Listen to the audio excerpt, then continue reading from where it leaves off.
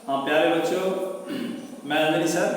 मैं आपको अगला पाठ पढ़ा रहा था इस टर्म का पाठ 5 पहली गुण। कवि है गोपाल कृष्ण कौल। मैं आपको आधा कविता बता चुका हूँ, जिसको मैंने बताया उसको फिर से थोड़ा संक्षेप में हम बता के आगे चलते हैं। वह पावस का प्रथम दिवस जब पहली बूंद धरा पर आई, अंकुर फूट पड़ा धरती से नवजीवन की ले अंगड़ाई।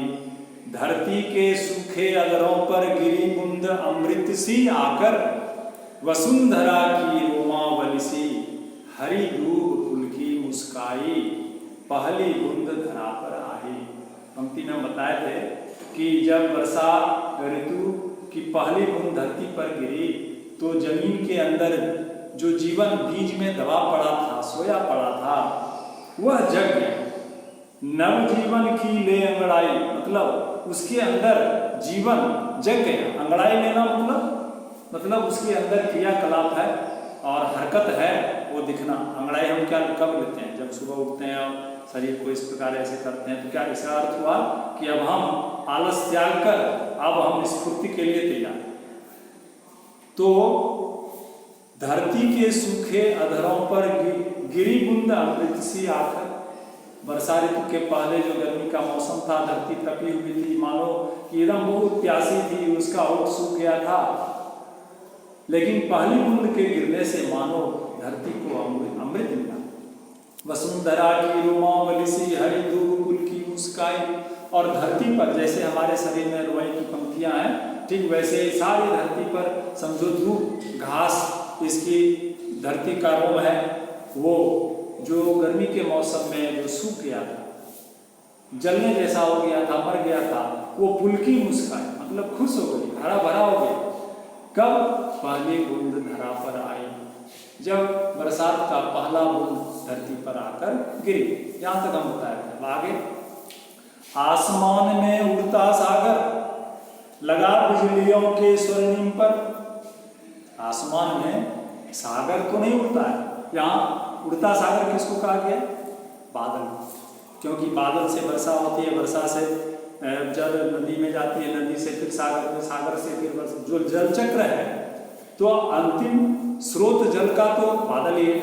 समझो सागर को जल बादल से ही मिलता है, तो समझो कि वह आसमान में बादल नहीं, सागर ही उड़ रहा। कैसे उड़ रहा? उसके पंख क्या है? इसके पंख की तुलना किससे की गई?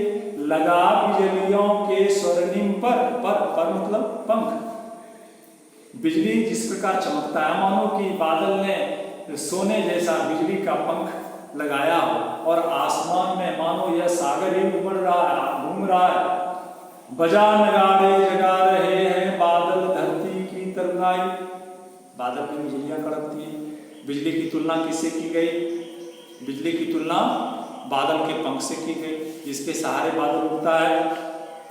उड़ते हुए बादल की तुलना किससे की गई? उड़ते हुए सागर से की गई, जो जल से भरा हुआ है। और बिजली में और क्या होता है?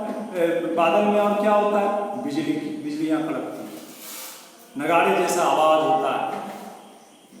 तो कवि कहता है, बजा नगाड़े जगा रहे हैं बादल धरती की तरंगाई। मान लो जो गर्मी के मौसम में जो जमीन तपी हुई थी और जो मरी मुरझाई हुई थी, उसको बादल नगाड़े बजाकर गड़गड़ाहट के साथ धरती को जगाए, धरती की हरियाली को जगा दे, धरती के तरुणाई मतलब यौवन, जवानी, धरती की जवानी को, इसकी तरुणाई को मानो बादल नगाड़े बजाकर जगा रही है। कब?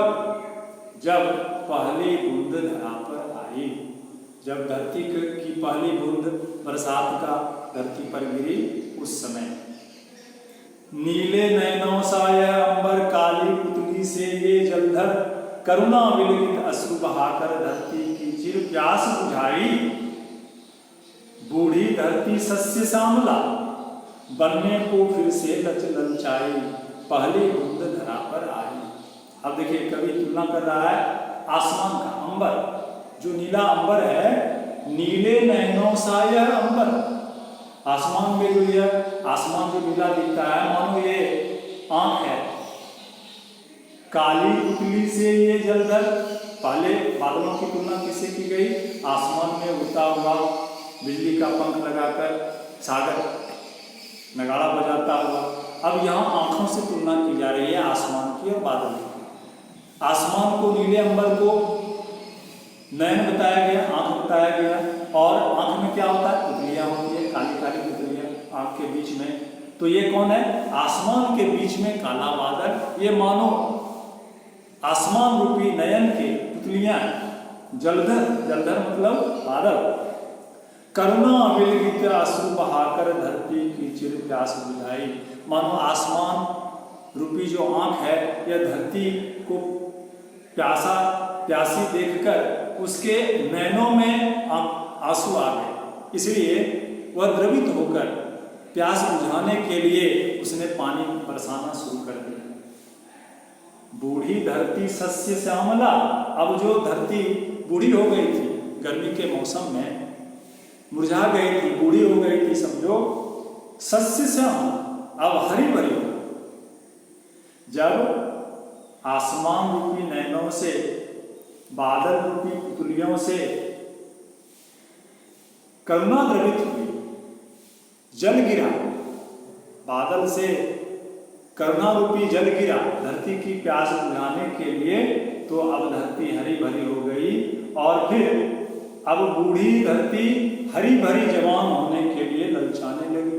जब पहली बूंद धरा पर आई, बरसात के मौसम में जब पहली बूंद धरती पर आकर गिरी। धन्यवाद।